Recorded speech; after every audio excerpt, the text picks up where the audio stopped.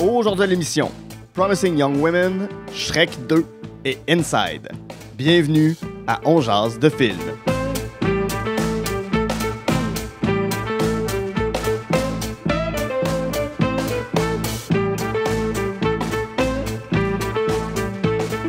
Bonjour à tous et à toutes, ici Guy à Saint-Cyr, On Jase de film. La formule est bien simple, je m'entretiens avec un ou une invitée de ses goûts en matière de cinéma.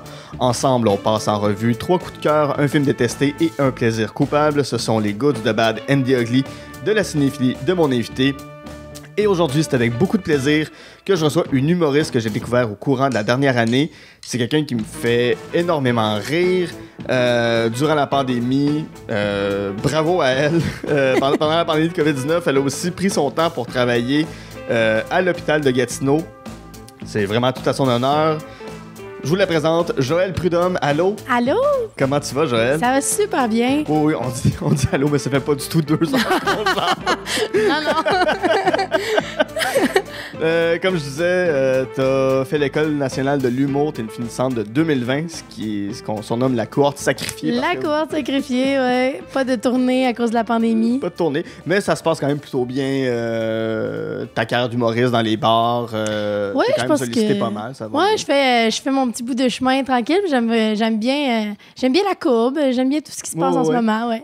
Il y a un an, t'as une web-série qui est sortie qui s'appelle Jojo à vélo. Oui! Où c'est toi qui donne les pires conseils de comment faire du vélo dans les parcs et un peu partout. C'est super drôle, vraiment. Merci. Vraiment, d'ailleurs, t'as été preneur de son. Oui, c'est vrai. C'est vrai, t'es venu à un tournage une journée? Ouais, t'as participé ou tu participes de temps en temps aux soirées Women's Planning.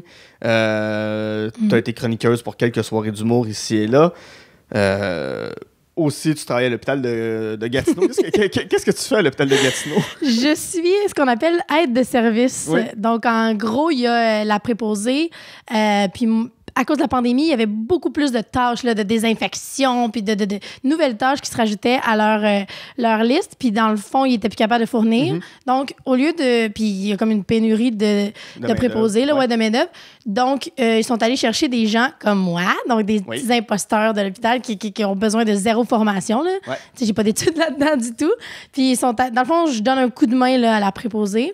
Puis, ce qui est cool, c'est que sur les tâches où je suis, c'est-à-dire la périnatalité, donc les femmes qui accouchent, la préposée, elle change pas de couche, elle donne pas de bain à des patients, rien de ça. Donc, c'est un étage bonbon. Là. Fait que moi, fondamentalement, ce que je fais quand il y a un accouchement, une femme accouche, l'entretien vient laver la chambre et moi, je la remplis. Donc, je rajoute des seringues, je fais les lits. Ouais. Puis quand les patientes sonnent, par exemple, ils ont envie d'avoir de l'eau, d'une couverte chaude, nanana. Donc, j'aide les infirmières à avoir moins de... Tu sais, une infirmière, d'aller donner un verre d'eau, là, elle a d'autres choses à faire. Oui. Moi, je peux le faire. Voilà. C'est ça que je fais à l'hôpital. C'est un super boulot, pour vrai. Tant mieux que ça existe. Ben, tu sais... Si ça libère de certains cas, tant mieux. Ouais, mais ça m'a un peu... entre ça ou rester chez moi à rien faire là, pendant la pandémie, au début, du moins, ça me... Ouais. J'avais l'impression d'être beaucoup plus utile. Là. C'était quand même le fun. Je comprends. Avant qu'on rentre dans ta liste, oui. Shrek 2 dans ta liste, ne parlons pas de ce film-là tout de suite, mais je veux savoir, c'est quoi les films avec lesquels tu as grandi? Qu'est-ce que tu regardais quand tu étais petite? Moi, là, le film que j'ai le plus écouté dans ma vie, c'était La Forteresse suspendue. Ce film-là, j'ai dû le voir, si c'est pas 50 fois et plus, principalement parce que c'était le seul film qu'il y avait, je pense, à l'époque, sur Vidéotron, sur demande. Ça a été dans les premiers. Au 900, genre. Au 900, quand j'allais visiter ma mamie, on écoutait toujours ça. Puis, mon Dieu, que j'ai aimé ce film-là. Fait que je pense que c'est le film qui m'a fait... J'ai beaucoup grandi aussi dans la culture québécoise. Là. Les films, ça n'a jamais été une catégorie du film. Là. Fait que, c'est de père en flic, que j'ai adoré aussi. Ouais. Tu as travaillé dans des camps de vacances, donc j'imagine que La Forteresse suspendue, quand tu allais dans les camps de vacances, on retrouvait un petit peu l'esprit avec les jeunes. Genre, là, il y avait... J'ai été dans des camps de vacances en tant que jeune aussi. Cette énergie-là comme solidarité de jeunesse. Puis, tu sais, dans le fond, La Forteresse suspendue, c'est la suite de La Guerre des Tucs. Oui.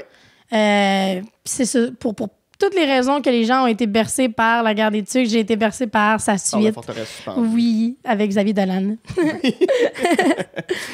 Ben, allons-y dans ta fameuse liste avec Promising Young Women. Oui!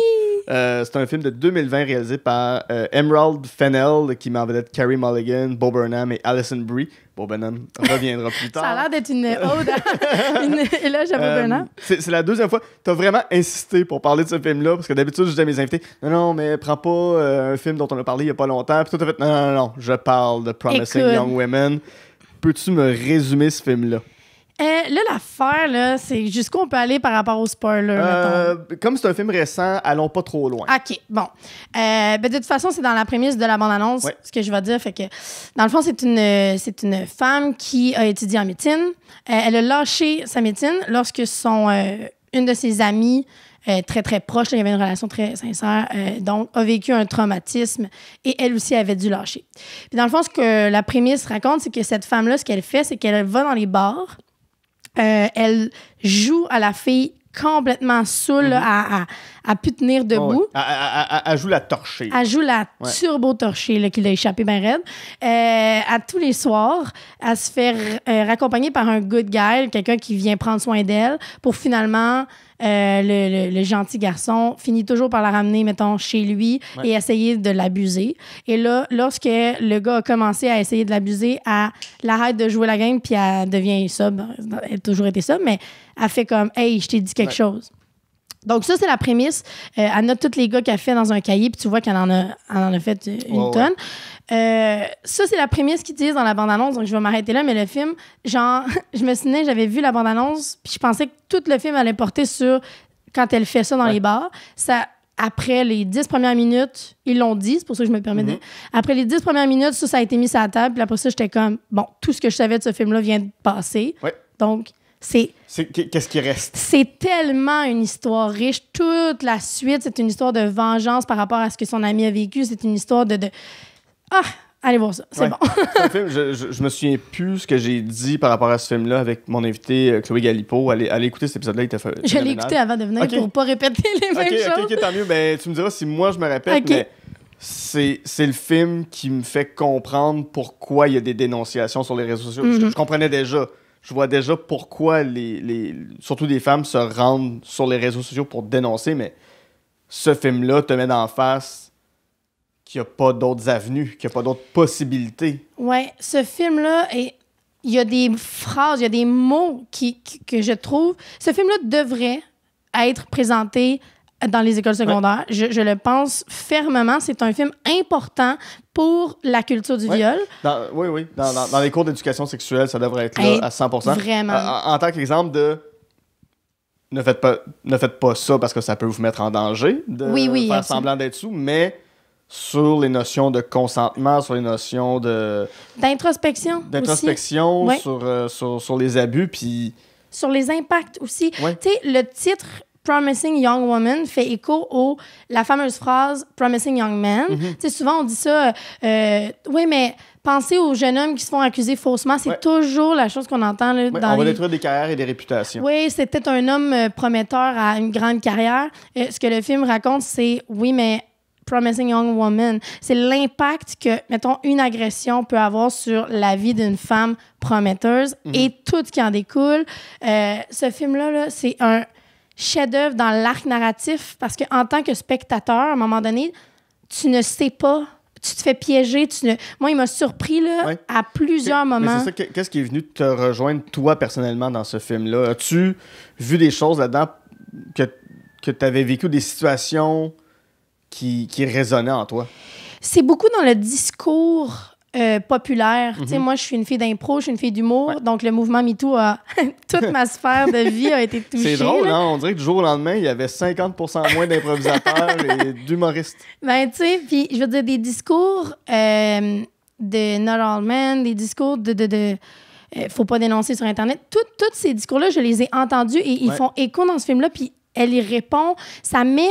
Ce que j'ai beaucoup aimé de ce film-là, c'est que le facteur gentil garçon est beaucoup traité. Donc, c'est, premièrement, petite parenthèse, mais le casting de ce film-là est exceptionnel. Ils ont été chercher tous des acteurs aimés du public dans les comédies. Donc, Bo Burnham, le gars qui jouait aussi dans Superbad. Superbad. Il y a aussi... Christopher Mintz-Plasse. Voilà. il y a aussi le gars qui jouait dans New Girl. Ouais. C'est Schmidt. C'est tous des acteurs là, que normalement...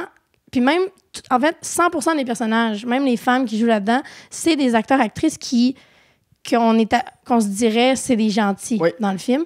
Puis que tu réalises que même les personnages qui pensent être des gentils puis qui pensent être des alliés, il y a le facteur faux féministe, tout ça qui est abordé, qui, eux, font des actes méchants. Fait que je trouve ça tellement pertinent d'arrêter de voir le monde comme il y a des gentils, il y a des méchants. Puis de plus traiter la zone grise entre tout le monde doit faire d'introspection sur leurs actions. C'est tellement vrai ce que tu dis parce que je pense juste au personnage d'Alison Brie, qui est son ami du collège, qui va se marier avec un gars il était peut-être pas correct finalement. C'est vrai, Alison Brie, on l'a toujours vu dans le rôle de ce qu'on pourrait qualifier entre guillemets de girl next door, là, la fille cute, gentille, un peu innocente, un peu ingénue, comme je m'amuse, puis rien ne m'atteint, mais c'est ça, comme dans Community. Il traite aussi du silence, la problématique de se fermer les yeux face à cette problématique. Quand c'est ton ami qui est accusé, par exemple, puis là, il traite dans le film aussi de ne rien faire, c'est faire quelque chose, absolument. Le facteur de croire, le facteur institutionnel est vraiment traité. Il y a des phrases mot pour mot qui m'enlevaient les mots de la bouche. Je trouve que ce film-là m'a fait du bien parce qu'il a enfin mis, sous forme d'œuvre d'art, de film, de chef-d'œuvre, tout ce que je pense. Ce film-là respecte à 100% ce que la culture du viol, le problème, les solutions, tout ça. Et la fin amène... J'adore les films où ça se termine puis on en parle pendant des heures après.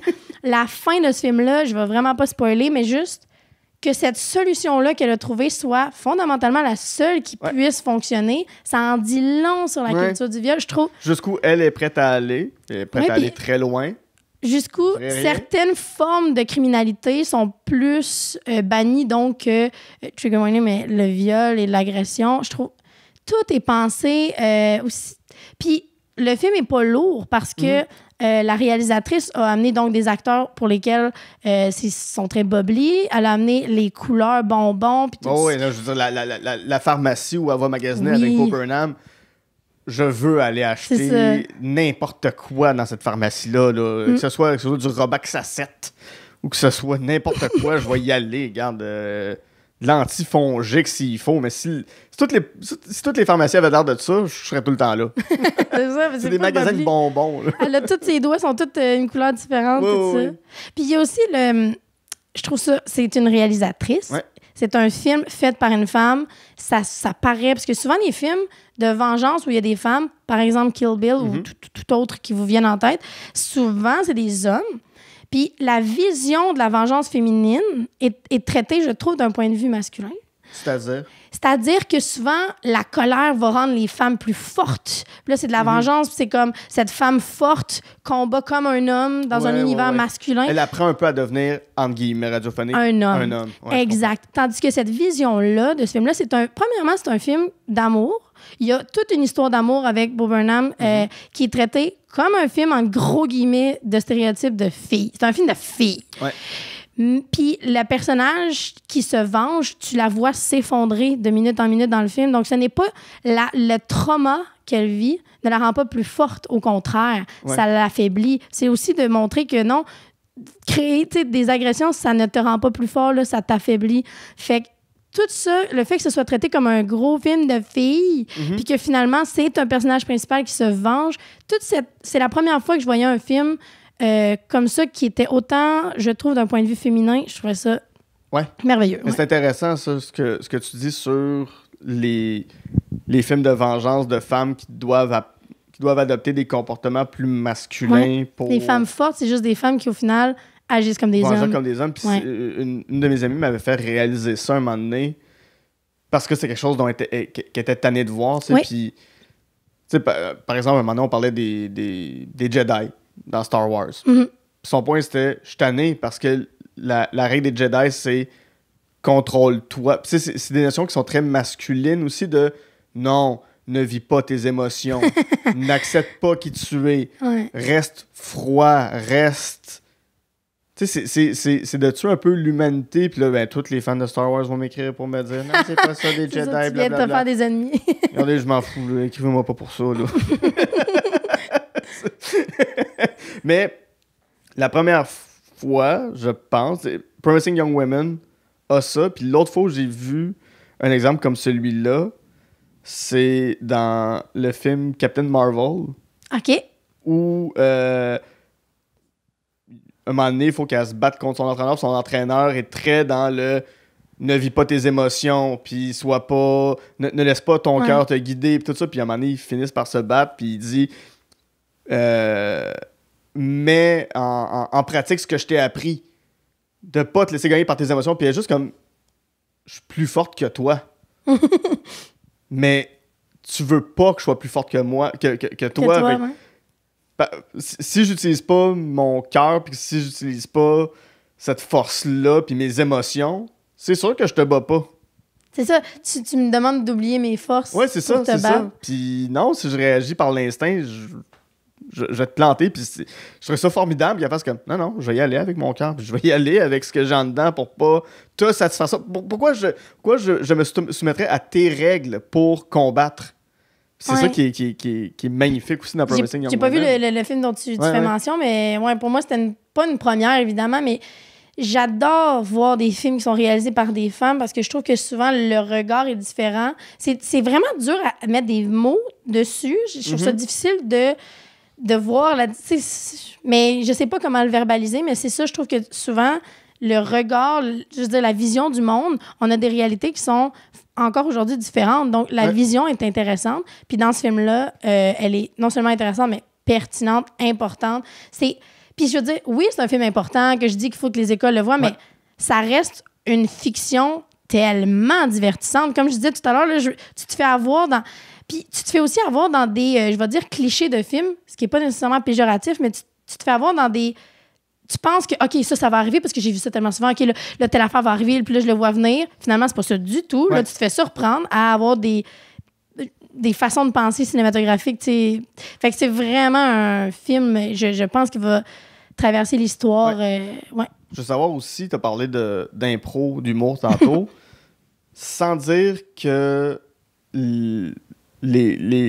c'est dur de dire que c'est pas des milieux qui sont sexistes, mais c'est des milieux où... C'est des boys clubs. C'est des boys clubs.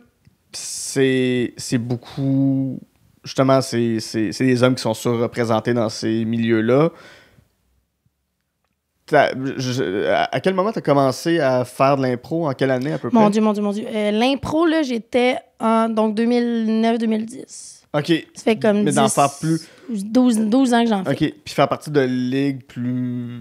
pas professionnelles. Je dirais donc 2013. OK. Quand j'étais en secondaire 3, je suis rentrée dans le compétitif de l'impro, donc par rapport à l'école, des ligues là, collégiales et tout ça. Puis je te dirais même que pendant mon cégep, là, l'impro, c'était ma vie. Là. C'était ce cercle-là. Là, c'était... Fait que t'as quand même vu ce milieu-là avant le MeToo. Absolument. Oui. Puis après...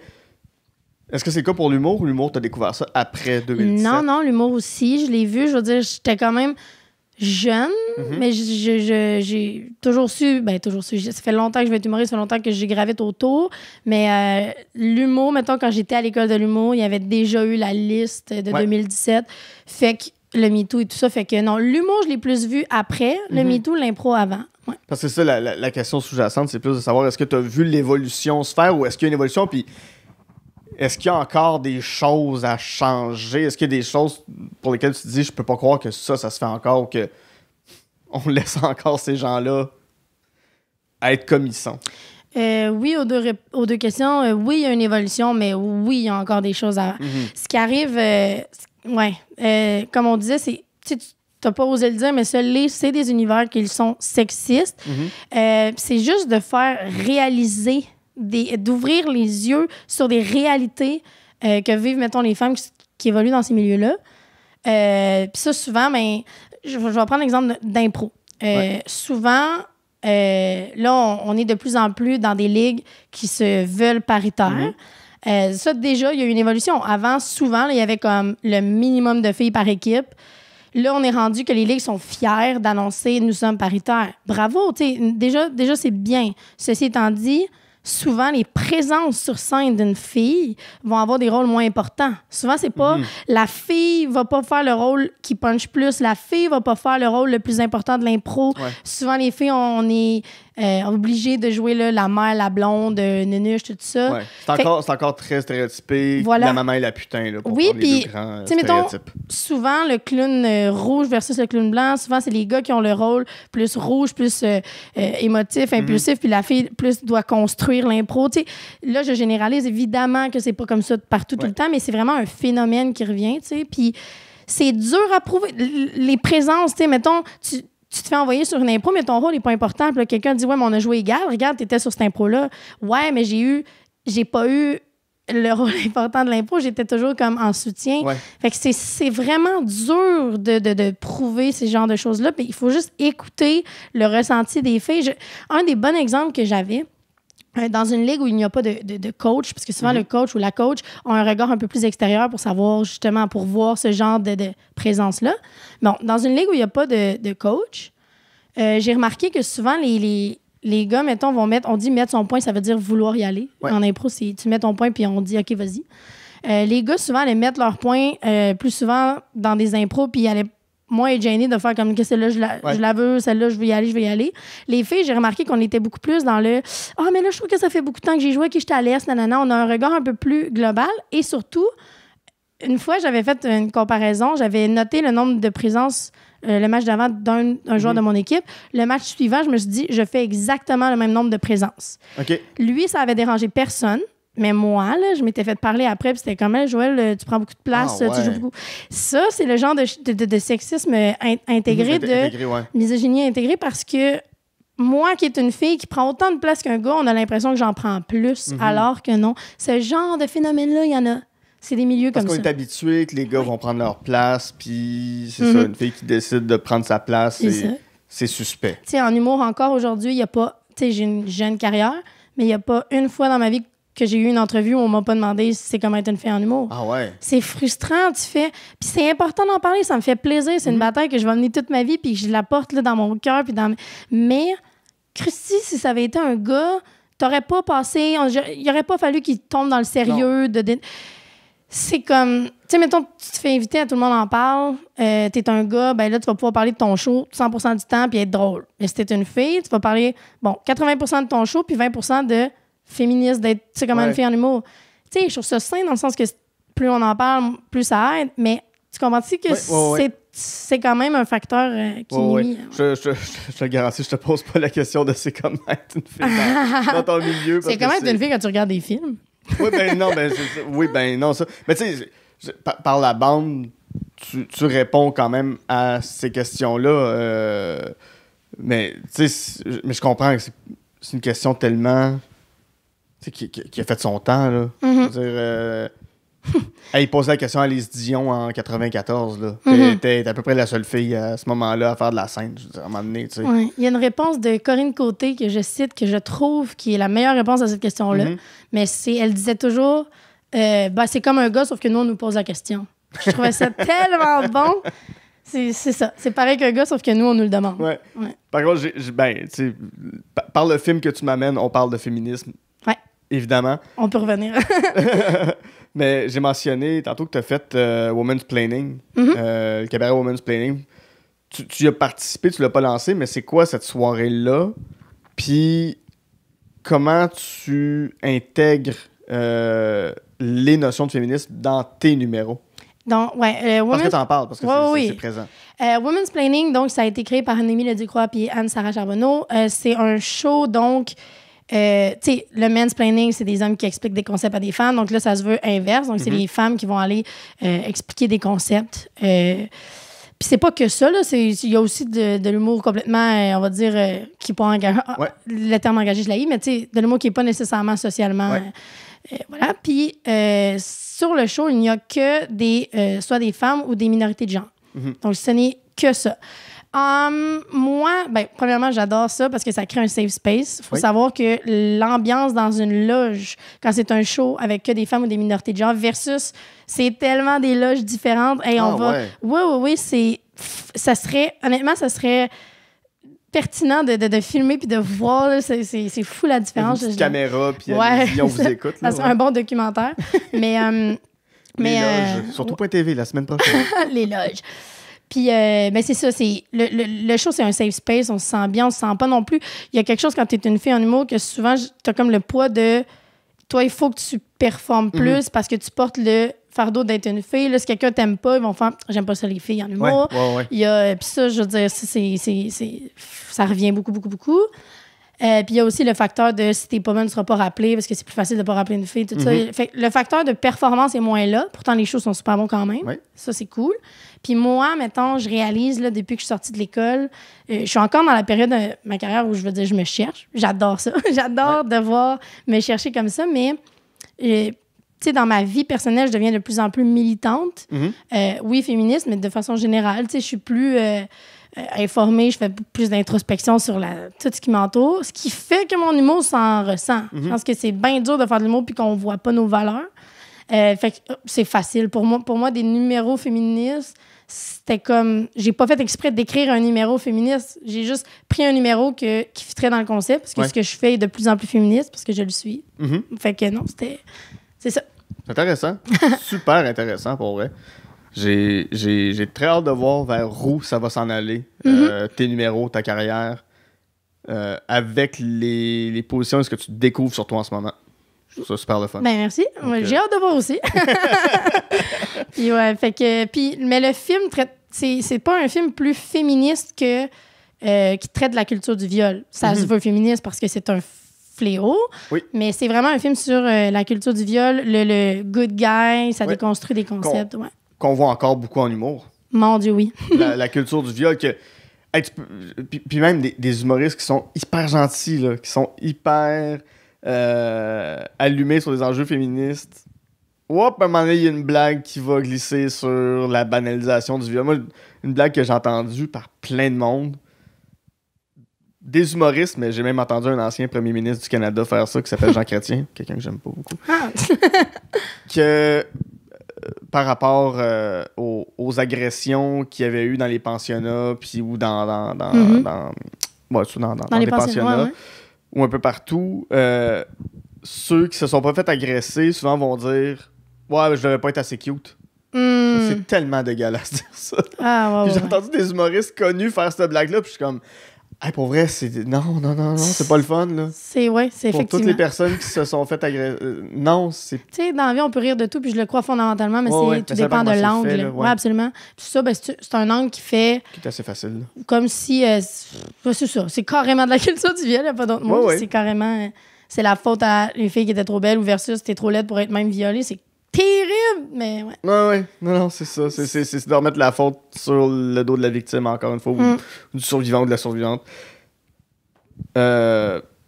On va aller vers un autre film qui parle d'acceptation de soi et de transformation et de se découvrir soi-même. Oui, ben complètement. J'allais dire, on s'en va complètement ailleurs, mais la façon que tu le présentes, c'est pas tant que ça.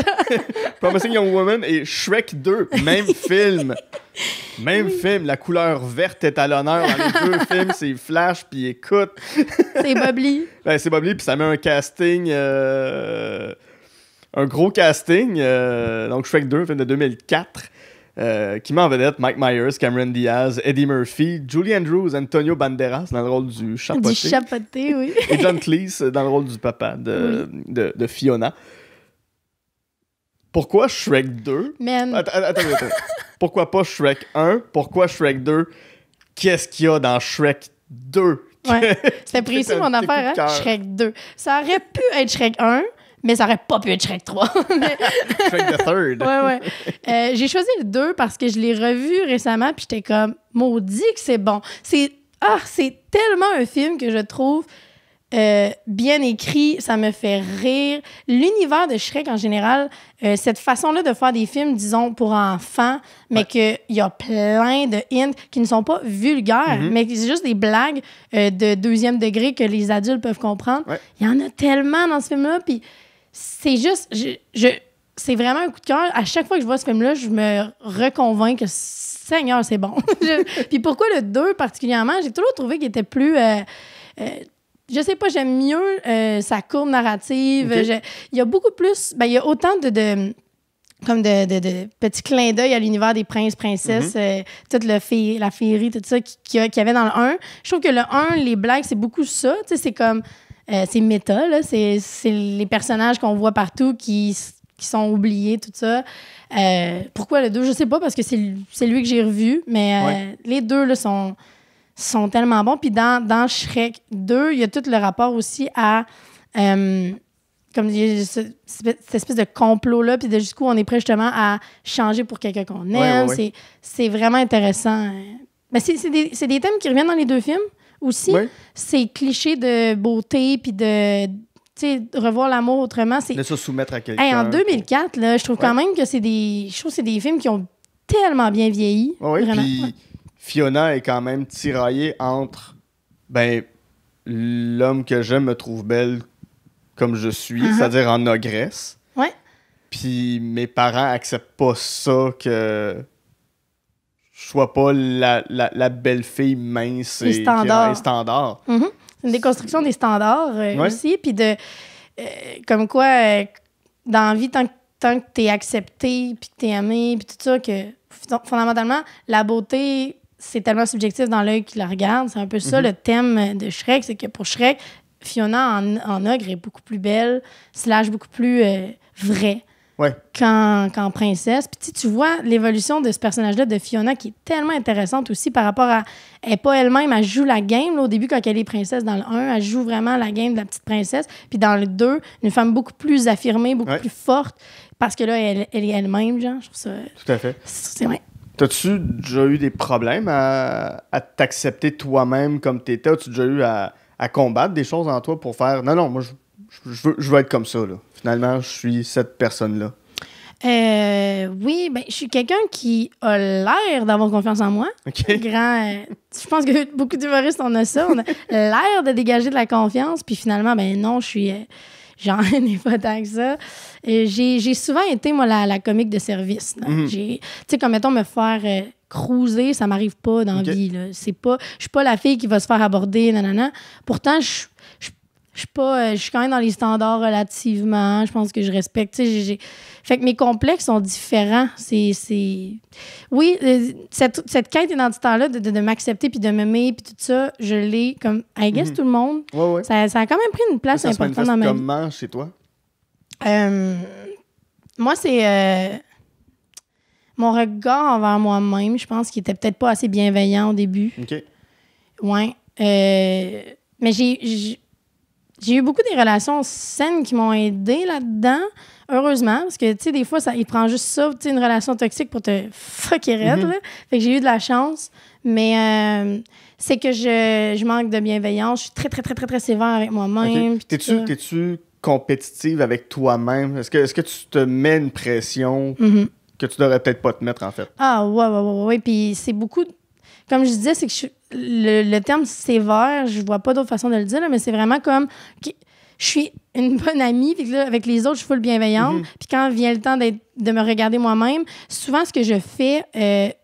je descends mes réussites, c'est comme point important. Puis là, il faut qu'il y ait quelqu'un de l'extérieur qui fasse « Joël, telle affaire. » Puis je suis comme « Ouais, mais ça c'est pas si bon. C'est pas si bon pour telle raison, telle affaire. » J'ai cette tendance-là à vraiment me niveler vers le bas. Puis c'est pas bon. Mais y a-tu un mécanisme de défense là-dedans de pas vouloir, mettons, avoir la grosse tête ou de se prendre trop sérieux ou de vouloir rester humble. Ouais, c'est une quête d'humilité ou de pas tomber dans le « Ah ouais, non, je suis bon ». Ouais, je pense que oui, mais il y a une limite. Ça se voit, mais effectivement, il y a une limite. Puis il faut connaître ses bons coups à un moment donné. C'est ça l'affaire, c'est que je pense que oui, j'ai tellement peur d'être quelqu'un. Premièrement, la peur du regard des autres, le jugement, c'est vraiment quelque chose qu'il faut que je travaille. Okay. C'est fou. Depuis, puis tu sais, mon passage à l'école, ça a été un gros wake-up call de comme, oh my God, que je veux donc être aimé, puis je veux donc...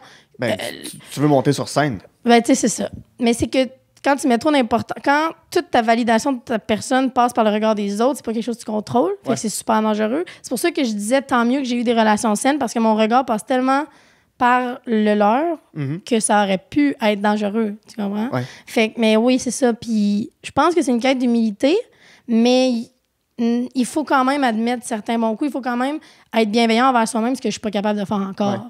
Ouais. Je le remarque, tu me diras si je me trompe puis je suis dans le champ complètement, mais j'ai l'impression, chez mes amis humoristes femmes, qu'il y a ce désir-là d'être aimé, qui est équivalent à celui des hommes, parce que quelqu'un qui monte sur scène veut être aimé.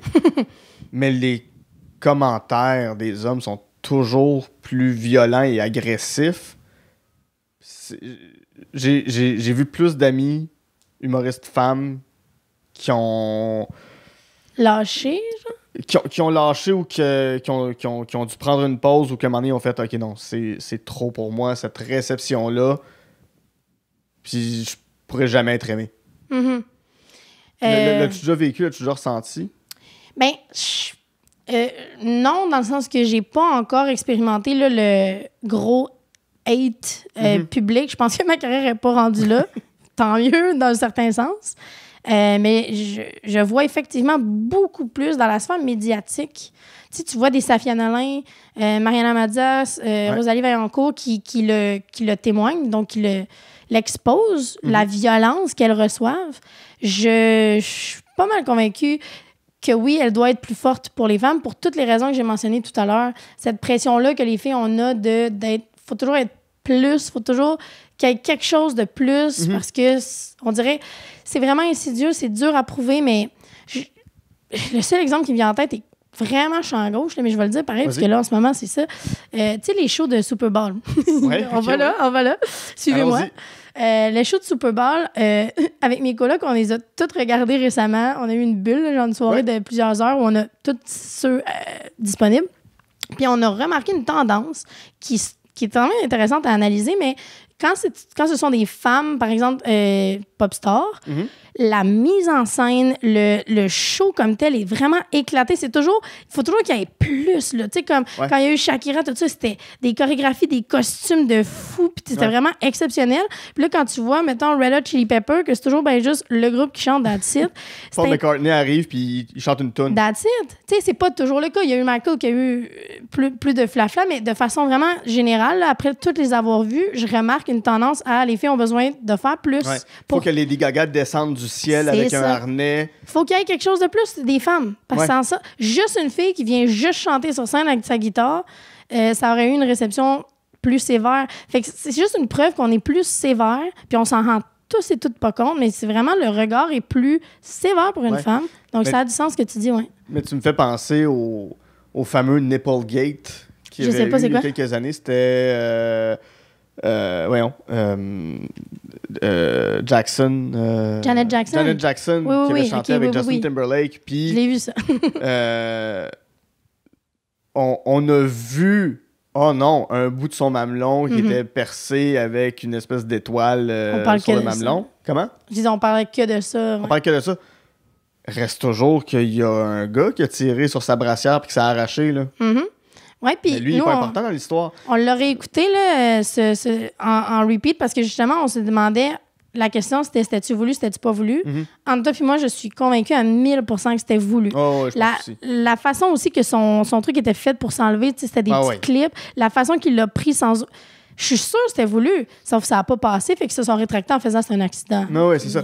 Mais de la même manière, il y a quelques années, il y avait Miley Cyrus qui avait fait son retour. Puis c'est quand elle avait twerké avec Robin Thicke. Oui, on se souvient de... Puis elle était en entrevue, je pense que c'était avec Howard Stern, ou je me souviens plus trop avec qui aux États-Unis. Puis il disait, mais là, tu te mets à twerker de même, il y a des enfants qui te regardent, puis t'es une pop star pour les jeunes, puis ci, puis ça. Puis elle dit... Toi, tu m'as vu twerker sur scène. Tu dis, ouais, t'as fait ça. T'as-tu remarqué qu'il y avait quelqu'un derrière moi qui frottait son pénis sur mes fesses pendant ce temps-là? Ouais, mais on parle pas de ça. Non. La chorégraphie, c'était ça. On était deux à faire une chorégraphie. Pourquoi c'est moi qui se fais shame? Ouais, c'est ça. Pourquoi lui, il s'en sort et personne n'y en parle de ça, là? C'est comme Shakira et J-Lo, justement. selon moi, ça a été le meilleur show que j'ai vu. En tout cas, on les avait tous regardés. On a fait... C'est, selon moi, le meilleur, mais c'est très subjectif. Bref. Puis leurs costumes sont très sexy. Leurs danses sont très sensuelles. Je veux dire, c'est Shakira, là. Puis je me souviens qu'il y avait eu un immense slut-shaming le lendemain. Puis... Limite, c'est quasiment juste de ça que les gens se souviennent, à quel point « Oh, y a-tu moyen d'être une femme sans devoir danser sexy? Y a-tu moyen d'être une femme sans être habillée sexy? Nanana. » Alors qu'elles dansent de façon magnifique. C'est des pop stars, puis ça a été leur façon de se vendre aussi. Respectons ça. Puis l'année d'après, c'était Maroon 5, il enlève son chandail, ça passe. Ouais. Ça m'avait tellement mis en colère l'année d'après parce que j'étais comme lui, on se souviendra pas que de ça, mais elle... Non. Puis Red Hot Chili Peppers peuvent être en bobette sur une scène. Red Hot était en chest tout le long du show, il n'y a pas de stress, fait que c'est tout le temps des exemples flagrants de sexisme, de double standard. En art, il y en a beaucoup, faut se l'avouer. C'est juste, faut arrêter de se voiler la face. C'est comme les gens qui disent « Non, mais moi, je vois pas le genre. » Non, il faut le voir, c'est important. Mais mon Dieu, on s'est éloigné de Shrek. On s'est éloigné de Shrek. J'avais une dernière question par rapport à Shrek. Comme on a dit, c'est un film sur l'acceptation de soi et de se faire accepter par les autres. Tu as parlé que tu reconnaissais, que tu diminuais certaines de tes forces par humilité ou par crainte. Quelle force t'acceptes de reconnaître chez toi maintenant? Bonne question. Bon, j'aurais répondu autre chose si tu m'avais posé une question, I guess, dans un autre moment de ma vie. Mais en ce moment, une de mes fiertés, c'est mon introspection. Dans la dernière année, j'ai fait un gros travail sur moi. Puis je pense que on gagne socialement à valoriser ce travail-là. Puis c'est une fierté que j'ai. Je trouve que dans la dernière année, je me suis émancipée. Puis je pense que j'aime ça. J'aime ça de moi, de me remettre en question sans arrêt, de me regarder un peu plus d'un regard, ce que tu viens de faire, c'était-tu correct, nanana, ouais. Puis je trouve que, tu sais, ça fit avec l'air du temps. Puis je le fais, fait que c'est quelque chose que j'aime bien. Ouais. Je vais te dire ça comme ça. Très bien. Ta scène préférée de Shrek 2? Oh my c'est quoi? God! Ton moment préféré dans ce film-là? OK, il y a un moment où ils se font arrêter par la police, Poté et l'âne. Ouais. C'est un moment là, de quelques secondes. C'est juste un gag de drogue. Ça m'a fait... Et la police trouve un sac d'herbe à chat. Du catnip. Puis il fait genre... c'est juste pour... c'est pour mes rhumatismes. C'est tellement drôle. Ça, là, j'ai fait pas, j'ai ri. Là. Ça m'a... Très bon gag. Très bon gag de weed en 2004.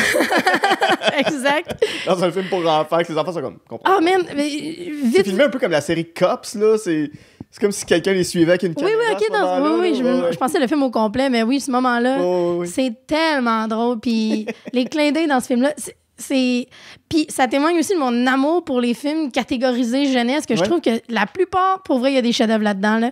Moi, j'ai no shame. Tu sais, je l'ai pas mis dans le plaisir coupable parce que je suis comme, c'est pas coupable.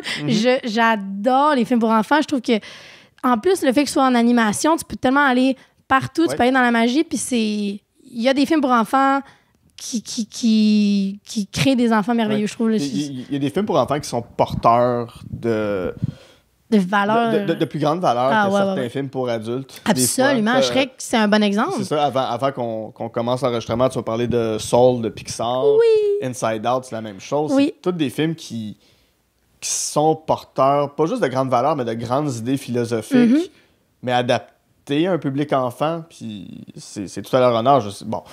Je fais comme peut-être pas l'ambition d'avoir une grande philosophie au travers. On en a trouvé une quand même. Mais... Oui, mais c'est ça. J'étais étonnée de ton début pour amener Shrek. Mais effectivement, puis c'est des films qui te surprennent des fois. C'est des courbes narratives que je trouve intéressantes. Tu sais, je veux dire, au final, souvent, les films pour enfants, on va dire c'est cucu, mettons. On va dire c'est prévisible, tout ça. Mais pour vrai, il y a des films de Marvel qui ont des courbes narratives semblables. Là. C'est juste que c'est assumé, c'est bien fait, c'est touchant. Moi, j'aime tellement les films, mettons, de Pixar. Souvent, c'est des métaphores, c'est ce que j'aime, je pense. Mettons, si je prends Vie d'abeille ou la métaphore du travailleur-travailleuse, il y a dans Soul, c'est la métaphore de l'artiste. C'est imagé. Mettons, une scène de Soul qui avait vraiment résonné, c'est quand... Bon, vite, là, c'est comme une âme qui avait jamais eu de corps, qui se ramasse dans un corps. Et là, soudainement, il mange une pizza. Puis il la vit, parce que pour lui, c'est la première fois qu'il goûte ça. Puis là, il est comme, il la vit, puis c'est poétique quand le personnage mange sa pizza. Puis c'était tellement poétique, je trouve, il y a des choses qu'on prend pour acquis dans la vie, puis des fois, de se reconnecter au moment présent, de retrouver cette naïveté-là. Fait que, tu sais, c'est un film pour enfants, puis c'est toujours bien juste une scène où il vit sa pizza, puis c'est un peu drôle, mais moi, ça m'a vraiment résonné de comme, waouh, faudrait s'arrêter plus souvent, puis le regard du monde, puis tout ça. Fait que c'est des films métaphoriques que je trouve magnifiques. Ouais. Sur cette piste d'apprécier les petits moments, on va aller à ton 3e coup de cœur. Oui. Qui est probablement un des meilleurs films de 2021. Je m'en rends compte au fil de la discussion, tous tes films parlent de s'accepter et d'une certaine manière d'introspection. C'était un peu farfetch pour Shrek 2. Mais Inside, là, je veux dire, le titre, tu dois aller dans l'introspection. Inside 2021, réalisé et interprété uniquement par Bo Burnham. Fou dans ta... Film pandémique. Pas le meilleur film sur la pandémie. C'est un chef-d'œuvre. Il est sur Netflix. Vous avez à peu près pas de raison de ne pas le regarder. Rendu là. 95% des gens ont Netflix. C'est une comédie musicale. Ouais. Pour vrai, c'est dur à définir. J'ai essayé c'est un film dont je parle beaucoup à mes proches. J'essaie tellement de leur vendre. C'est un film. Moi, je le mets pas dans... film. Ça a été vendu c'est une expérience. C'est ça. Ça a été vendu comme un comédie special, un spectacle d'humour. C'est pas ça. Pour moi, c'est un film. Sur Wikipédia, c'est écrit film. Oui, c'est ça. C'est un film parce qu'il y a une plus grande recherche esthétique puis une volonté de... C'est pas que dans les shows d'humour, il n'y a pas de recherche esthétique, surtout dans les shows de Bo Burnham, là, mais regardez-là, c'est un film. Premièrement, c'est pas fait sur scène, en partant, là, fait que ça a moins l'air d'un special.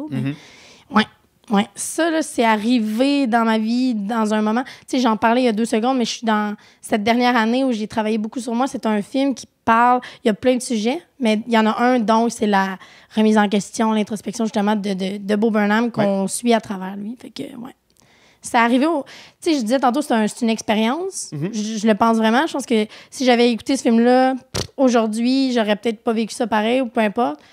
Mais c'est arrivé au bon moment pour tout le monde qui l'a découvert. Oui, c'est ça qui est fou. Puis, je veux dire, s'il était arrivé plus tôt, par exemple, en janvier avec le couvre-feu où c'était un petit peu plus dark pour tout le monde, là, je généralise encore une fois, mais c'est quand même un moment socialement plus dur à vivre. Je pense que s'il était arrivé là, il aurait résonné un petit peu trop fort. Oui. Je pense que ça aurait été même trop. Mais c'est pas arrivé pendant le couvre-feu? C'est arrivé à la fin mai, début juin. OK. 30 mai, si je me souviens bien. Donc, on venait de s'en sortir. Ah ouais. Puis on commençait l'été. C'était vraiment, on arrivait on pouvait souffler un petit peu plus. Puis là, ça nous ramenait à ce qu'on venait de vivre. Je pense fondamentalement que s'il était sorti avant, moi, ça m'aurait trop ébranlé. Ouais. Là, c'était comme Écoute, j'ai écouté ça, je me suis jamais sentie autant comprise dans ça. Puis je trouve que je suis contente que cette œuvre-là existe parce que j'ai hâte de la réécouter dans des années puis me rappeler de ce moment-là. Puis c'est vraiment, comme tu dis, là, par rapport à la pandémie, je pense que c'est rien fait de plus vrai sur plus pertinent. Oui, puis sur le ressenti qu'on avait. C'est ça l'affaire, c'est que tu le suis à travers sa courbe, puis plus ça va, plus c'est deep, puis tout ça, puis tu te fais emporter là-dedans. Puis c'est vraiment les émotions que je ressentais, du moins moi personnellement. Ce qui est intéressant, on en parle beaucoup comme d'un film pandémique, mais peu importe qui vit une période plus dure moralement et mentalement, ça s'applique aussi le sentiment d'être pris chez soi puis de pas être capable de sortir. Il y a le documentaire Dehors, Serge Dehors qui vient de sortir. C'est pas un documentaire sur la pandémie, ça reste un documentaire sur un gars en dépression qui n'est pas capable physiquement de sortir de sa maison. Puis il y a ça dans Inside aussi. Oui, le point est intéressant entre les deux, effectivement. Veux pas, c'est un peu un sous-texte sur la dépression. Oui. Oui, c'est que Bo Burnham aurait pu sortir ce film-là il y a 2 ans. Ça aurait été le même film. Ça aurait été apprécié à un autre niveau, mais ça aurait été le même film quand même. C'est ça, c'est que les gens auraient moins facilement pu comprendre parce qu'il aurait fallu qu'ils aillent passer à travers cette phase-là. Mais là, tout le monde, on n'a pas le choix d'avoir un minimum compris ça. Là. Ouais. C'est quoi les chansons qui t'ont le plus marqué? C'est... By the way, la trame sonore, je l'écoute tout le temps. Là, comme c'est de la bonne musique. C'est excellent, exact. Par rapport à ce qu'il faisait avant, Bo Burnham, je trouve, avant, c'était plus des chansons qui, si t'as pas vu le show, c'est moyen. Là, je serais full à l'aise d'écouter ça n'importe quand. Ouais. OK, les chansons que j'ai le plus aimées, c'est pas pour sa portée, pas pour rien de ça, mais côté musical, là, une que j'aime vraiment beaucoup, c'est Unpaid Intern. C'est laquelle, celle-là? C'est la plus courte, là. Elle dure comme quelques phrases. Okay. Puis là, il raconte, les stagiaires pas payés. Puis il se fait couper. Puis ensuite de ça, il l'analyse. Plusieurs fois. C'est super méta. Il s'analyse, l'analyse. Oui, il s'analyse la regarder. Puis il s'analyse après ça la regarder. Ouais. Je ne comprends pas comment il a fait ce vidéo-là. Puis... Je comprends pas. Je sais comment des films sont faits à l'endroit, à l'envers. Ce plan-là, je le comprends pas. Ça a dû être si long. Puis en fait, de façon générale, tu regardes Inside... Toi, comme moi, I guess, t'as déjà eu à faire des trucs seul. Ouais. C'est interminable et je me déteste tellement. Puis je pense que tout le monde, c'est ça. Tout le monde a fait, hey, j'aurais pu le faire, mais j'aurais pas été capable. Des self-tapes, ça demande un amour-propre. Là, c'est... Si je vide la pièce dans laquelle on enregistre en ce moment, je peux refaire Inside. Mais je serais jamais capable de faire ça. C'est une force mentale que je te jure. Les gens qui écoutent à la maison en ce moment, là, essayez juste de vous filmer faire une scène de film tout seul. Ouais. Juste patenter ton micro, la refaire, de savoir que tu peux la refaire à l'infini, que tu es toute seule pour te juger, que ça t'amène dans une zone, sincèrement, que je trouve pas le fun. Ouais. Puis lui, il l'a fait pendant... C'est fou. Fait que là, de voir le travail puis de voir la qualité de la réalisation, tu fais... Puis à quel moment t'es satisfait de toi là-dedans? À quel moment tu te dis, OK, c'était la bonne take? Ce que je trouve le fun, c'est qu'ils le disent. Ils en parlent un peu. Souvent, à la fin d'une tune donc on a vu, donc c'était la take qui marche, il dit « OK, one more time ». Ce qui veut dire que même la take qui finalement va prendre, il n'en était pas satisfait, il l'a refait. Ça sous-entend que c'était une recherche de perfection qu'il n'a jamais atteint. C'est fort, ce film-là. Puis finalement faire « OK, c'était pas la 6e prise qui était la meilleure, c'était la 4e, mais il y a ça qui m'énerve dedans, mais je vais quand même la prendre pour X raison. » Tu sais, c'est tellement un film qui est imparfait. Tu sais, il est raw. C'est-à-dire qu'il y a souvent, on voit le décor, on voit nanana. Il y a certains clips qui sont vraiment lichés parfaits, comme White Woman's Instagram. C'est ma préférée. Qui est excellente aussi. Honnêtement, j'en ai beaucoup de préférées. Une que j'adore, c'est Welcome to the Internet. Oui. Parce qu'il passe l'Internet comme un villain de Disney, je trouve. Mais c'est une chanson de vilain de Disney. Tu sais, son rire, tout ça, c'est très comédie musicale. Oui, puis il joue 2 personnages là-dedans qui se répondent, puis ça devient quasiment... C'est pas un chant choral, mais ça devient quasiment un chant choral. C'est vraiment comédie. Puis je trouve ça tellement puissant venant de lui, parce que, tu sais, c'est un produit d'Internet pour Burnham. Ouais. À 14 ans ou 16 ans, je me souviens plus. Oui, il faisait des Vines. Il a commencé en faisant des vidéos YouTube, après ça, son apogée, c'était comme avec Vines. Fait que toute sa carrière, lui, il la doit, entre guillemets, à Internet. Évidemment, à lui-même, mais il a doigt à Internet. Puis là, de voir la toxicité de cette... venant de lui, je trouve ça encore plus résonnant, ce rapport à le monstre qu'on est en train de créer dans la société moderne. Ouais. J'aime énormément la séquence où il y a sa marionnette bas. Oui. Qui fait parler du capitalisme. Oui. Et lui... il est le patron de sa propre main, qui est un bas, puis il faut que sa main soit soumise à ce qu'il dit. Il y a tellement de niveaux dans tout ça. Dans ce special-là, j'ai écouté des analyses de ce qu'il a fait. Je pense qu'il gagne à avoir une centaine d'analyses de tout ça. Il y a tellement de niveaux, comme tu dis, c'est fou. Là, si j'étais l'APIH, l'Association des professionnels de l'industrie de l'humour, je lui enverrais un Olivier honorifique. Écoute. Juste pour ça, là. Juste, OK, t'es pas québécois, mais t'as fait la meilleure affaire de l'année. Puis, ce que j'adore, c'est que nous autres, on avait ouvert ça, tu sais. Bo Burnham, il faut savoir que ça faisait donc 5 ans qu'il n'était pas retourné sur scène. Le retour était très attendu. Fait que déjà, il y avait beaucoup de pression.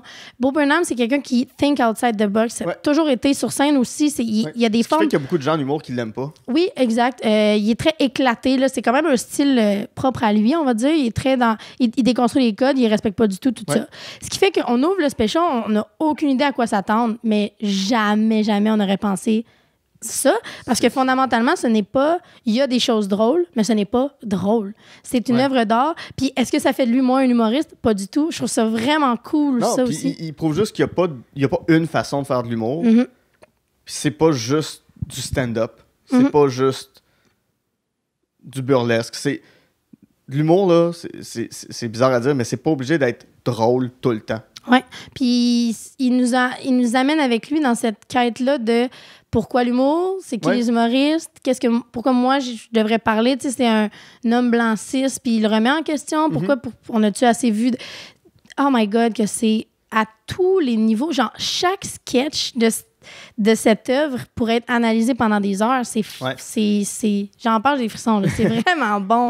Par ton introspection, par les questions que tu te poses sur toi-même, sur des trucs que tu vis intérieurement, est-ce qu'un jour, t'aimerais faire ton, entre guillemets, inside?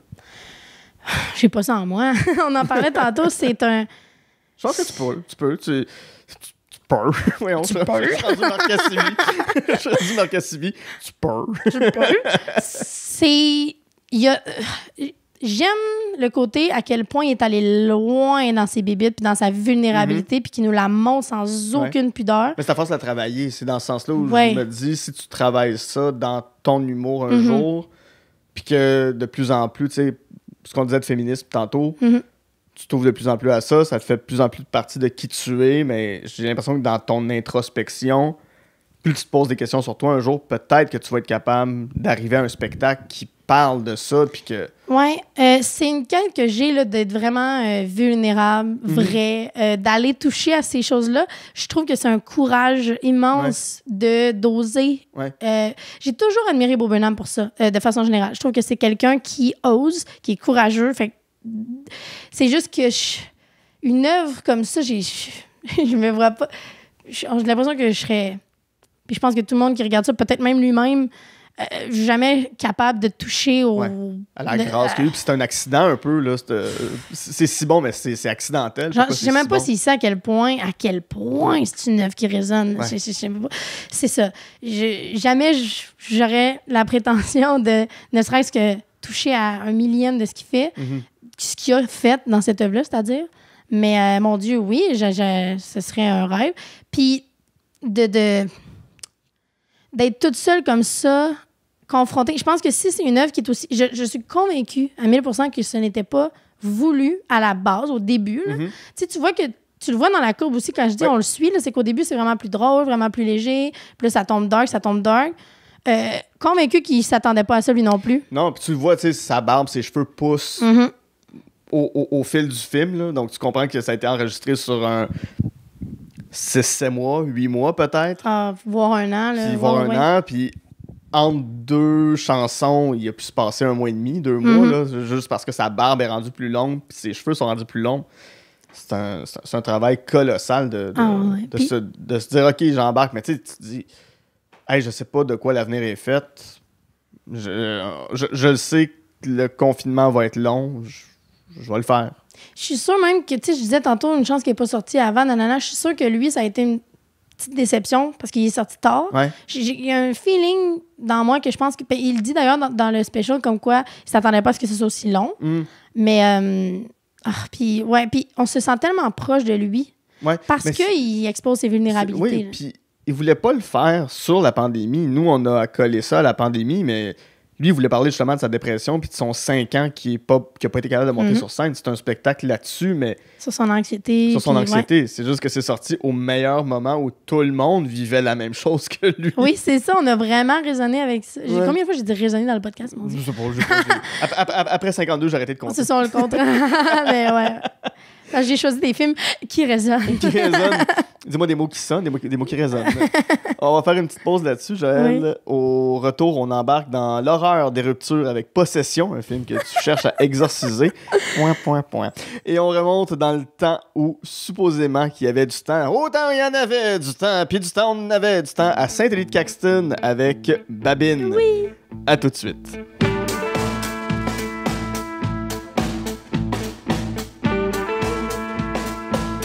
Je profite de cette pause pour vous remercier d'être toujours présent en aussi grand nombre. Je prends également ce moment pour vous rappeler qu'on jase de film est disponible sur Patreon au www.patreon.com/on jase de film. Vous y retrouverez des podcasts exclusifs comme l'Armoire à cassette où ma sœur Geneviève et moi revisitons les films qui ont marqué notre enfance, ainsi que l'émission Amour et Flamèche, où je fais découvrir les films Marvel à ma meilleure amie Camille, tandis qu'elle me montre toutes sortes de comédies romantiques. Parlant de Patreon, j'aimerais maintenant remercier les personnes suivantes. Daria Desjardins, David Saint-Pierre, Fanny Gauthier, Gabriel Bordelot, Jen Saint-Cyr, Hélène Théberge, John Vanance, Lucie, tout simplement Joe, ainsi que Noémie Bellefleur. Pour vous abonner, www.com/on jase de films. En terminant, si vous avez 2 petites minutes, vous pouvez toujours nous laisser 5 étoiles sur iTunes et vous abonner à notre chaîne YouTube. Et comme à l'habitude, ne vous gênez pas pour m'envoyer vos listes de films, j'aime toujours discuter avec vous.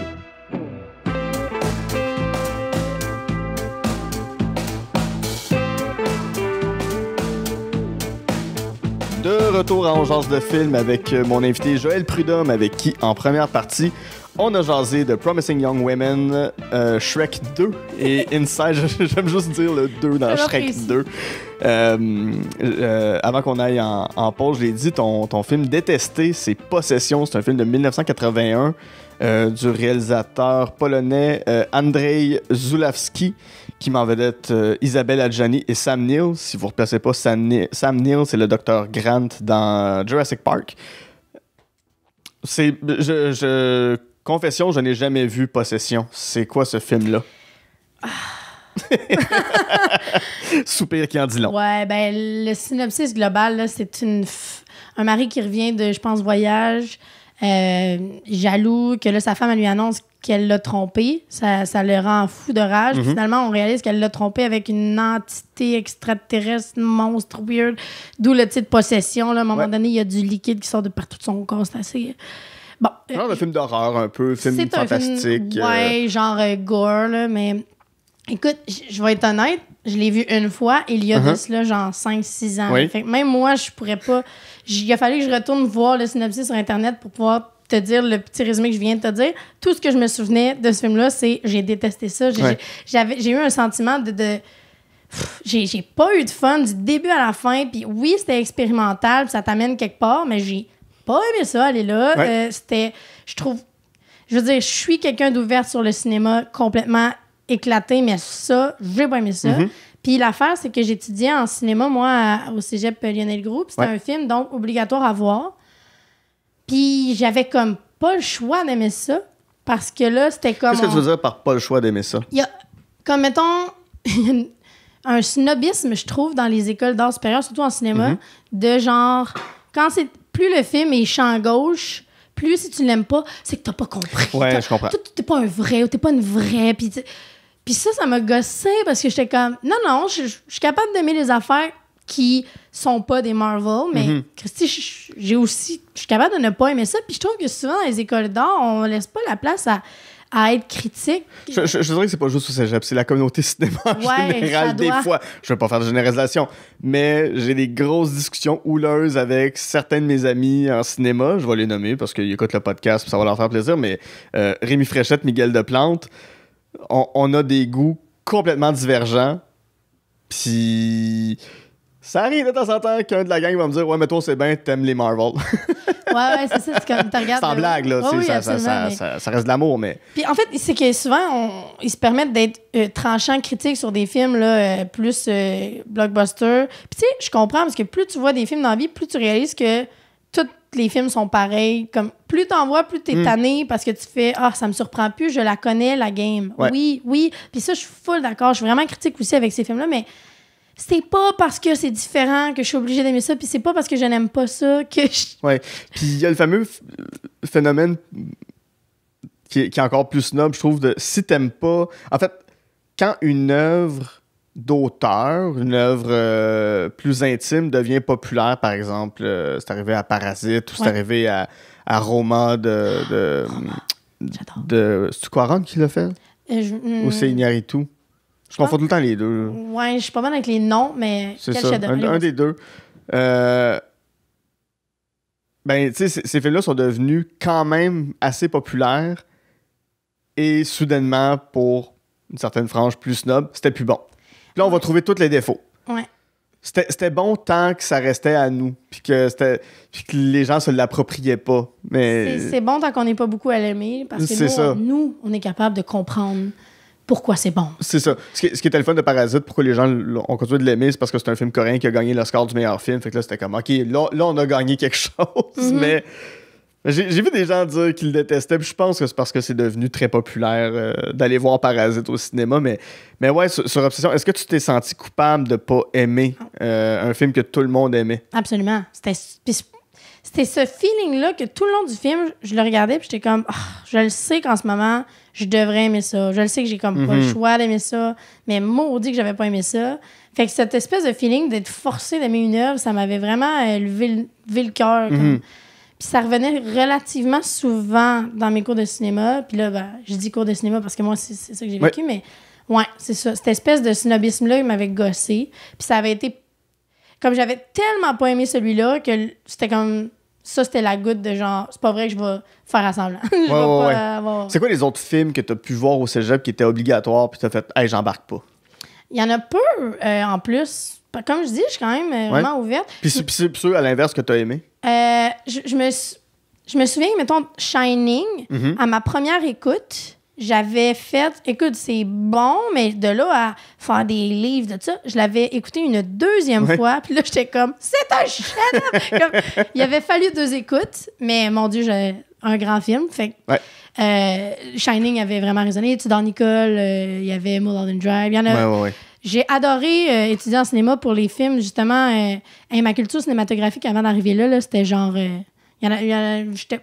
J'étais très dans les grands clichés classiques. Puis là, quand je suis arrivée là, ça te force aussi à avoir plus loin que ce qui se fait aux États-Unis. C'est super intéressant. Fondamentalement, c'est le fun de regarder beaucoup de films puis qui sont vraiment spéciaux, éclatés. Mais genre, je sais pas, je sentais une pression à devoir triper sur celui-là qui était particulièrement, selon moi, mauvais. Ouais. On va passer à ton dernier film parce que malheureusement, là, t'en presses, les amis. On jase de film. Babine, un film de 2008 réalisé par Luc Picard, film québécois qui met en vedette Vincent Guillaume-Otis, Luc Picard lui-même, Antoine Bertrand, Isabelle Richer. La narration est de Fred Pellerin, basée sur un conte de Fred Pellerin. Ça raconte quoi? Babine, c'est... Premièrement, je tiens juste à dire que si je dis que c'est mon plaisir coupable, la culpabilité, c'est pas le bon terme, c'est juste c'est tellement un feel good. Oui, c'est très bonbon là. C'est ça, c'est un genre d'Amélie Poulain, c'est un genre de c'est ça là. Je trouve que c'est la version québécoise de le film avec Tom Hanks. Forrest Gump. Je trouve que c'est notre version câlin de Forrest Gump. En tout cas, bref. Mais l'histoire de Babine, donc on est dans l'univers de Fred Pellerin, très métaphorique, très imagé. C'est le fou du village, donc Babine, qui est super naïf, un peu à la Forrest Gump. Là, tu vois, le très, très candide, naïf. Puis, comme c'est le fou du village, il se fait accuser de tous les maux. Dès qu'il y a un problème, c'est la faute à Babine. Puis, à un moment donné, Babine voit, donc, je crois que c'était l'église qui était en feu. Donc, il a sonné la cloche du village pour annoncer à tout le monde. Et là, tout le monde accuse Babine, c'est sa faute à lui. Alors que nous, en tant que spectateurs, on le sait que ce n'est pas le cas. C'est magnifique comme film. Puis, il y a quelque chose de... Je suis tellement attachée à cet univers-là de Fred Pellerin. J'adore Fred Pellerin en partant. Je trouve que c'est un film qui est super bien fait. Ça respecte vraiment cette magie-là, je trouve. Puis on dirait que je trouve que par rapport à mon identité québécoise, il y a quelque chose que je suis comme... ça me... C'est ça, c'est québécois. Ouais. C'est dans... Toi, t'es native de l'Abitibi, si je me souviens? Mais oui, puis ma mère, toute sa famille vient de l'Abitibi, mais mettons, moi, j'y ai jamais grandi. Moi, je viens de Terrebonne. Oh! Terrebonne-Humeur. C'est ça, Terrebonne-Humeur. Mon père, lui, a grandi donc plus dans la région de Gatineau, en Ontario, puis ma mère en Abitibi. Je pense même que ma mère a non plus jamais grandi en Abitibi, parce que ma mère est une fille de genre 9 enfants. Pas genre, 9 enfants. Et, donc, son genre 9. Mais tu sais, c'est un chiffre approximatif, là. C'est un chiffre flou, 9. Non, 8, 9, ils en ont perdu 3 ou 4. Entre 8 et 9, ils en ont perdu 3 ou 4. Mais ouais, fait qu'elle a grandi à Montréal, mais c'est ça. Fait que, voilà. OK. Ça, tu viens de le dire, tu te reconnais dans les contes de Fred Pellerin. Qu'est-ce qui te touche de ces histoires québécoises-là? Il y a la magie, je trouve, puis tu sais, je l'ai dit vite, mais l'image, souvent, ils utilisent une expression québécoise, comme il pleut à boire debout, par exemple, ou pleurer comme une madeleine. Ouais. Puis il y a un personnage qui va s'appeler Madeleine. Belle lurette, il y a lurette. Belle lurette, il y a lurette. Je trouve ça tellement beau de jouer comme ça avec les codes de notre terroir. Je veux dire, au Québec, on fait beaucoup de films de police puis d'époque. Ouais, on en a vu. Plein mon casque. Mais je trouve que lui, c'est... Oui, ça se veut un film d'époque, mais c'est tellement dans un univers qui n'est pas... C'est magie. Ouais. C'est assumer la magie. Avec des petits éléments modernes aussi, à droite puis à gauche. Ouais. C'est vraiment, je trouve ça beau d'assumer cette magie-là. Puis, encore une fois, je trouve... je sais pas à quel point il travaille en lien avec Fred, mais c'est exactement ça. Le Picard, ça? Oui, c'est ça. Je sais pas à quel point la réalisation... Puis, tu sais, c'est pas le seul film, là, de... Il y en a au cinéma, en plus. Et mes sacs, puis le dernier, l'arracheuse de temps. Oui, que je n'ai pas vu encore, mais je trouve toujours que c'est des films, c'est ça, qui respectent sa vision des images, des métaphores, puis c'est doux, c'est beau. Tu sais, puis le parler, l'humour est très deuxième degré. C'est vraiment des films qui me font bien sentir. Puis, as-tu... c'est un peu la même question que je t'ai posée tantôt par rapport à Bo Burnham, mais aimerais-tu te plonger dans le conte? Est-ce que c'est... Tu fais de l'impro, donc de l'impro, c'est de l'écriture, puis c'est de l'image qui doit être créée sur place à ce moment-là. C'est quelque chose que tu aimerais faire un jour, faire des contes, ou même aller sur scène puis aller dans une notion plus de conteuse que d'humoriste? J'ai pensé beaucoup. Preuve que j'ai toujours aimé cet univers-là. Quand j'étais au cégep, je voulais que mon numéro du cégep en spectacle, ce soit un conte très drôle. Là. Je voulais que ce soit un numéro d'humour, mais qui fait... Tu sais, je voulais aller voyager entre l'émotion puis tout ça. Ce que j'ai jamais fait, je pense que je suis pas encore assez bonne avec les mots. Okay. Parce que ça demande une capacité là, de jouer vraiment beaucoup avec les mots. Ouais. Tu sais, souvent, on est proche du poème, on est proche du slam, c'est pas quelque chose à laquelle je touche beaucoup. Fait que je pense que j'ai un sentiment d'imposteur dans le sens qu'il va falloir que j'en consomme beaucoup plus. Ouais. Si je veux en faire, il va falloir que je travaille vraiment plus sur ma plume. Mais mon Dieu, j'haïrais pas ça un jour, peut-être, avoir un numéro une fois ou un conte. Je travaillais, comme je l'ai mentionné, dans les camps de vacances. J'ai toujours tripé à raconter des légendes. Je pense que c'était une de mes forces d'animatrice, de créer cette magie-là. C'est lesquels tes préférés? Par rapport à Fred Pellerin ou Non, en dehors de Fred Pellerin. Souvent, là, c'est des contes qui sont pas nécessairement... qui sont pas grand public, là, que tout le monde connaît. Je pense que, justement, les contes de quand j'étais jeune, des histoires farfelues de... Il y a une baleine dans le lac, puis on te raconte pourquoi, puis elle vient d'où. Dans le conte comme ça, je trouve ça fascinant, ça me parle. J'ai adoré...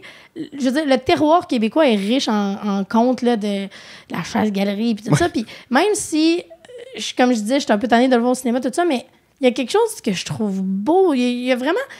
D'embarquer dans un conte, ça t'amène à tu te laisses aller dans cet univers-là, puis tout ça. Ce qui me gosse, c'est le rapport au diable puis à la religion qui est trop présent. Qui est souvent là, mais il y a des histoires où le diable n'est pas là. Il y a des histoires de loups-garous, il y a des histoires de monstres dans la forêt qui finissent par arriver, puis que c'est pas le yob, là. C'est ça, c'est pas le maudit yob. Fait que... Puis, tu sais, je suis quelqu'un qui a...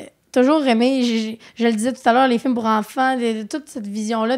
C'est pas quelque chose qui me gêne d'aimer autant faire des choses pour les enfants. C'est pas quelque chose, tu sais, j'ai des lutins du Père Noël, c'est pas des choses qui me gênent. Moi, je trouve ça beau, je trouve ça magnifique, ce regard naïf-là, cette magie-là d'embarquer à fond. Fait que le conte, j'adore. Puis je trouve que ce film-là, ben, il est pile dessus. Je sais pas, je le trouve beau. Il est doux. Malheureusement, le temps des fêtes est terminé au moment où l'épisode sort, mais si vous voulez prolonger le temps des fêtes, c'est le genre de film qui fait très ciné-cadeau, Babine. Oui, vraiment. Comme je disais, feel good. Oui, puis là, on va être en janvier, c'est un mois gris, peut-être même février. C'est des mois gris, fait que Regardez Babine, là, ça va faire du bien. Oh, ouais, un petit chocolat chaud. Oui. C'est ça. C'est des films d'après-ski, là. Des films d'après-ski. Oui. D'accord. Et ne pas confondre avec le film Après-ski, qui est un film folichon québécois. Ah, je l'ai même pas vu, bon. Non, moi, un film des années 70 avec Renan Angelil, puis des gens qui font du ski et font l'amour. Bon, ben. C'était ça. Ce qu'on appelait des films de fesses. Voilà. Ah oui, ok, carrément. Oui. Joël, quel plaisir ça a été de te recevoir sur On Jase de Film. Qu'est-ce qui s'en vient pour toi en 2022? Où est-ce qu'on peut te suivre? Qu'est-ce qu'on voit de toi? Oui, ben, je vous invite à vous abonner à mes petites affaires. Ouais. C'est toujours le fun, c'est mon nom partout, là. Joël Prudhomme, Facebook, Instagram, YouTube.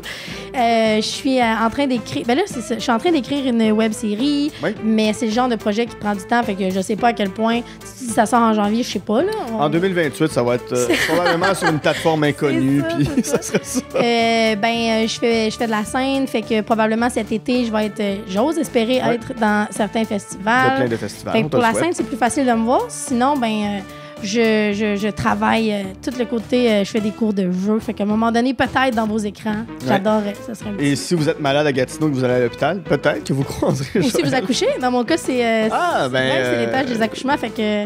Super. Maintenez votre bébé. Wow, quel honneur. Une future vedette qui tient votre bébé. On vous souhaite d'accoucher à Gatineau. Très bel hôpital. Là-dessus, mon nom est Guy Saint-Cyr et avec Joël Prudhomme, on a jasé de film.